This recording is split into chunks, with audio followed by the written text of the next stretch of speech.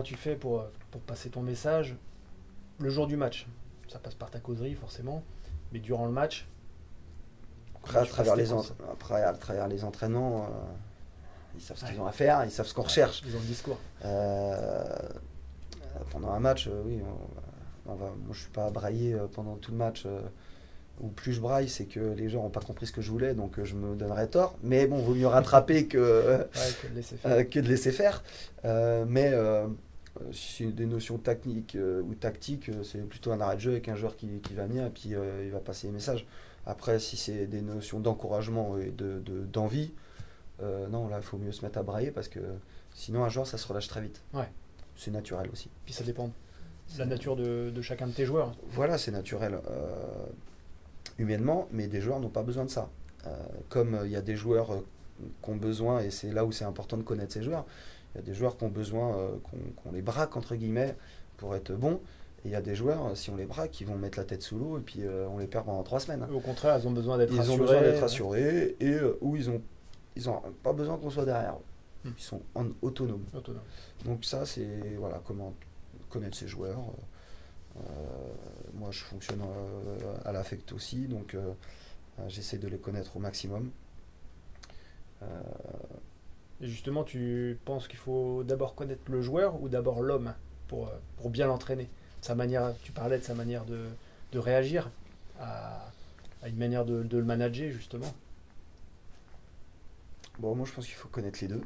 Oui, Il faut, bien sûr. faut connaître les deux. Lequel en premier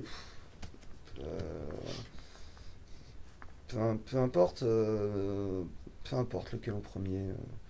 Peu importe. Après, pour l'aider à progresser, faut connaître le joueur par rapport à ses notions techniques, mais aussi l'homme pour faire passer le message. Donc les deux sont importantes. Sans, sans que l'une dépasse Sans l'autre, je l'une pense qui que les deux prenne sont aussi le pas. importantes l'une que l'autre. Il faut les aimer, ces joueurs, en tout cas. Il faut les apprécier. Et il vaut mieux, parce Ouais. qu'autrement, si on n'aime pas ces joueurs, on traîne les pieds pour venir à l'entraînement, C'est ça. et c'est le début de la fin. Donc non, moi moi il y a des joueurs des fois qui m'énervent, hein. Et puis je les énerve aussi, hein. Mais moi je les aime bien. Enfin moi j'ai toujours bien aimé mes joueurs. À l'extra, et puis je leur trouverai même s'ils sont cons, je leur trouverai toujours une excuse pour dire qu'ils sont pas cons. Et tu pourrais essayer de les changer aussi. Voilà, donc moi si à partir du moment où je les aime pas, bah, je les aime plus, ou s'il y en a un que j'aime plus, alors aime plus, il faut vraiment que ça soit un truc de comportement, Ouais. ou etc. Bah voilà, bah, je compte plus sur lui, mais je lui dirai. Ouais. Mais sans, voilà, mais c'est Sans purement animosité, terrain, c'est- sur ouais. l'immunité. Après, il y en a, c'est sur le terrain qui me plaisent plus aussi, donc je dirais sur l'immunité, c'est un choix et puis c'est tout. Après, moi, ce que je recherche surtout, c'est, moi, j'essaye d'être loyal avec les joueurs. Donc, moi, je cherche que les joueurs soient loyaux envers moi, et je trouve que c'est surtout ça qui est important. Ouais. Je suis un jeune entraîneur, ce que je leur dis, j'ai 36 ans. Moi, je demande qu'à apprendre. Donc, quand il y a une chose qui leur plaise pas, ils viennent me le dire. Moi, quand il y a un truc qui me plaît pas, quand ils font, moi je leur dis. Donc, pourquoi ça pourrait pas marcher dans l'inverse? Et après, j'essaie de rectifier. Et parfois, je serais pas d'accord avec eux, hein, je leur expliquerai pourquoi. Mais moi, je comprends que des fois, ils aient des choses à dire. Sur un exercice, hein, tout con, hein. Mhm. Sur un coup de pied arrêté qu'on travaille, bah non, ils peuvent me dire, non, je pense que ça marchera pas en match. Ah bon, pourquoi? J'explique, bah voilà. Ah, t'as Et peut-être ça- raison, Et on ça va faire t'amène autre à chose. voilà, ce que j'allais te dire. Faire autre chose?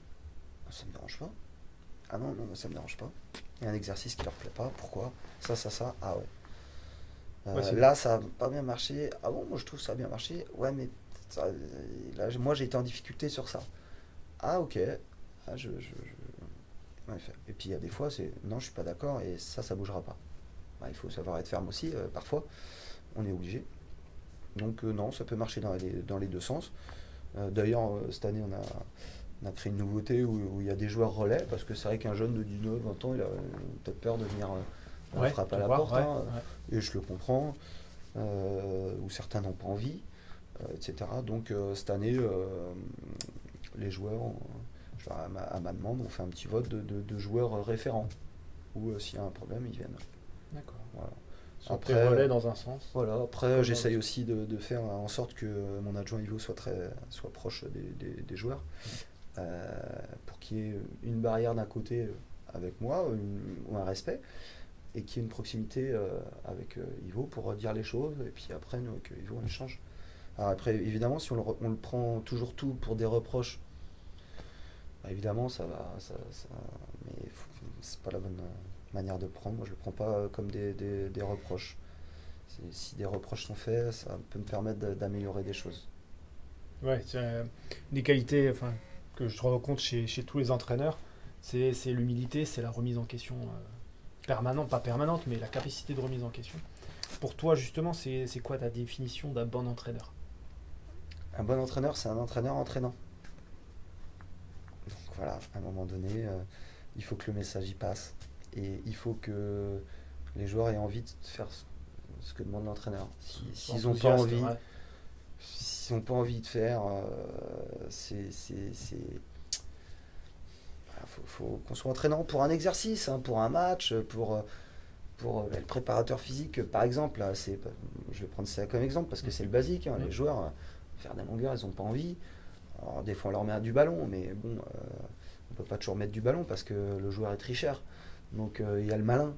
Et on demande à un footeux d'être malin sur le terrain. Donc, le joueur est malin. Donc, des fois, les malins, il faut qu'ils travaillent aussi. Hein, donc, on met 2 lignes, on fait un coup de sifflet. Ouais, Mais si ça on les- met juste un coup de ça leur sifflet évite et de puis se on le cacher. fait courir, les joueurs, ça va les faire encore plus chier. Ouais, c'est ça. Alors que si on est derrière eux, si on est dans l'encouragement, si on est entraînant, Hmm. Si tu mets ça en passera valeur, plus vite. ouais. Ça passera même plus vite pour eux. Ils seront contents. Alors moi j'ai la chance en CFA2, c'est qu'ils sont demandeurs de travail. Donc voilà, mais parce qu'ils savent que c'est important et la notion athlétique pour suivre l'intensité d'un match de N3, euh, c'est important. Donc ils savent qu'ils sont obligés d'y passer. Mais quelqu'un qui un joueur qui vient pour jouer à un autre niveau, qui fait qu'un entraînement par semaine parce qu'il vient tranquille et puis qu'en plus on lui fait du travail athlétique, si on n'est pas entraînant, on va pas le voir longtemps. Donc pour moi, là, à tous les niveaux, c'est la qualité qu'il faut. Et la principale qualité, c'est d'être un entraîneur entraînant. Et si demain, on te prive de coaching pendant 3 ans, 3 ans, c'est une période définie, qu'est-ce qui te manquerait le plus? Qu'est-ce qui me manquerait le plus? Euh, La compétition et, et l'associatif, Ouais. la relation humaine. D'accord. Voilà. Une compétition parce que je suis un compétiteur. Mais je suis un compétiteur de match D'accord. officiel. Match amicaux, d'entraînement, j'étais pas un grand compétiteur. Ouais. Gagner ou de perdre, je cherchais à jouer, à faire ce qu'on me demandait. J'étais pas un grand compétiteur. Par contre, je suis un compétiteur Quand il y a des points en jeu, ça se de- déclenche. Voilà, ça se déclenche. Donc ça m'embêterait, j'aurais un manque. Et puis voilà, ces relations humaines avec les joueurs, avec les joueurs, avec des joueurs. Cette ambiance de vestiaire, Ouais, voilà, ouais. voilà, la vie de groupe, tout ça. Moi, c'est génial. C'est pour ça qu'on fait du foot. Ah ouais, c'est Ouais, super. être ensemble, rigoler. Ouais, voilà, de vivre des aventures humaines. Alors, j'ai eu beaucoup de chance, encore une fois, j'étais au bon moment, au bon endroit, au bon moment, mais de partir à La Réunion et en Martinique par le biais de la Coupe de France, Effectivement, ouais. c'est inoubliable. Et tous les joueurs s'en rappellent. Et on parle que de ça quand on se revoit, que ce soit il y a 5 ans en Martinique. En plus, j'avais un groupe de joueurs exceptionnels. À La Réunion, encore une fois, j'ai toujours des bons groupes de joueurs, donc j'ai pas trop à me plaindre. Après, on les choisit, donc c'est plus facile. Normalement, C'est plus simple. c'est toi qui as félicité. Voilà, mais, c'est des moments, c'est des moments exceptionnels. Alors, on va pas comparer avec la famille, etc. hein, Bien sûr. c'est un autre domaine. C'est- Mais moi, je pourrais pas vivre sans cet équilibre de vie qu'est le monde associatif et le club de foot et le football. Ouais, ce serait un manque impossible. C'est pas possible. Comment tu procèdes, comment tu fais pour progresser en tant qu'entraîneur? Parce que tu as un planning hyper chargé, puisque tu as quand même beaucoup de charges. Je travaille à côté d'un aussi. club, voilà, tu travailles à côté, tu as une vie de famille. Comment tu fais pour progresser? Bien sûr, tu as le quotidien, mais je pense à des diplômes, à des rencontres avec d'autres coachs. Comment tu fais? Alors, déjà, j'ai un réseau familial qui est dans le football. Donc, je suis d'une euh, en famille, je parle de foot et je côtoie mon beau-père est un entraîneur qui a qui a eu la chance d'entraîner en CFA et de jouer à Nantes jusqu'à la réserve de Nantes, donc c'est toujours intéressant d'échanger. J'ai des amis qui sont dans le foot, que ce soit Johan Sidaner qui entraîne, qui est toujours dans le foot, Christophe Coursimo, Yvonique, qui est certes mon adjoint, mais qui est surtout qui est un ami.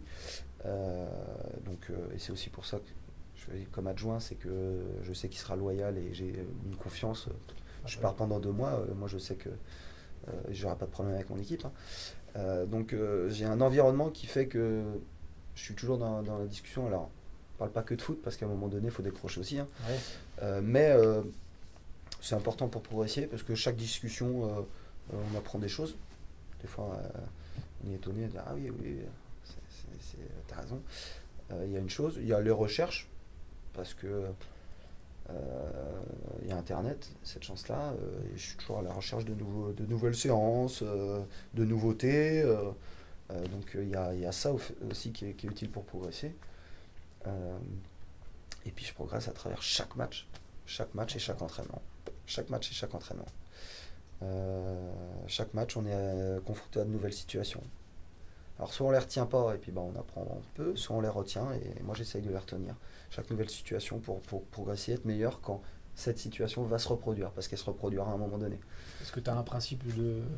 Tu prends des notes, est-ce que tu les reclasses, tu les relis après, est-ce que tu as un système? Non, c'est tout. Non, les matchs, tout dans le visuel. Non, comme un joueur après un match, pour moi jusqu'à 35 ans, enfin tant qu'un joueur joue, il apprend et il progresse. Bien sûr. Tant qu'un joueur joue. Même un ancien pro qui est reclasse amateur, il a des nouvelles situations qu'il n'y avait pas en pro. Donc il va progresser, c'est des nouvelles situations. Donc parce que le niveau n'est pas le même. Tiens, un amateur ça fait ça, en pro ça fait pas ça. Et inversement, un amateur, un joueur de DRH qui a fait 10 ans en DRH, on va le mettre en DH une année, il va apprendre de part évidemment progresser par l'intensité des matchs, etc. Mais aussi aux nouvelles situations, aux nouvelles situations qu'il va avoir. Donc il n'y a pas d'âge pour progresser. Moi, je pense qu'on progresse tout le temps. Tout le temps. C'est le cerveau, et le cerveau il est très bien fait, c'est qu'il emmagasine beaucoup de choses. Il retient beaucoup de choses. Est-ce qu'il y a des personnes qui t'ont permis de passer des caps? Quelqu'un qui, de par son enseignement, sa manière de faire, t'a fait passer un cap d'un coup? Et si oui, de quelle manière il t'a fait progresser? En même temps, j'ai eu, je suis des entraîneurs, il y en a un que j'ai eu pendant plus de 10 ans, donc forcément, il a dû forcément, ça aide à ce qu'il inculque, donc c'était Christophe. Mais après, moi, j'ai appris tout le monde. De chacun, t'as pioché. Même au coach que j'ai eu qu'un an, j'ai appris. Il y a même un coach une fois que j'ai eu un week-end. D'accord. J'ai eu un week-end en tournoi, mais il m'a dit des choses que j'avais jamais entendues. Et donc j'avais 18-19 ans. Je me suis dit, mais pourquoi il me dit ça? Après, en réfléchissant, il a raison. Donc je me souviens encore de ce qu'il m'a dit. C'était une notion tactique et que je découvrais. Et je l'ai vu qu'un week-end, mais en une phrase, il m'a fait dire, et je l'ai retenu. Alors, est-ce que c'est parce que j'avais une vocation à être éducateur après, j'en sais rien. Mais bon, j'ai démarré jeune en même temps avec les petits. Non, j'apprends tout le temps, de tout le monde. Et de chaque échange avec les entraîneurs. N'importe quel niveau que ce soit. Est-ce que tu as le temps d'aller voir d'autres matchs que les tiens et d'autres matchs que ceux de ton club, justement, pour voir des joueurs, pour voir des entraîneurs? C'est là où le bas blesse, c'est que là, pour voir des entraîneurs, non. Voir des joueurs, très peu. Je vais voir vers tout. Les jeunes, j'essaye d'aller voir 3 fois par an toutes les équipes du club, au moins 3 fois par an. Évidemment, il y a des équipes que je vais voir plus que d'autres, puisqu'ils ne jouent pas en même temps que moi, que l'équipe première, etc. Je vais voir plus. Mais après, les autres clubs, je vais y aller, si j'y vais, c'est que je vais voir un joueur. D'accord. Mais ça sera une fois et 2 maximum, et ça sera à partir d'avril.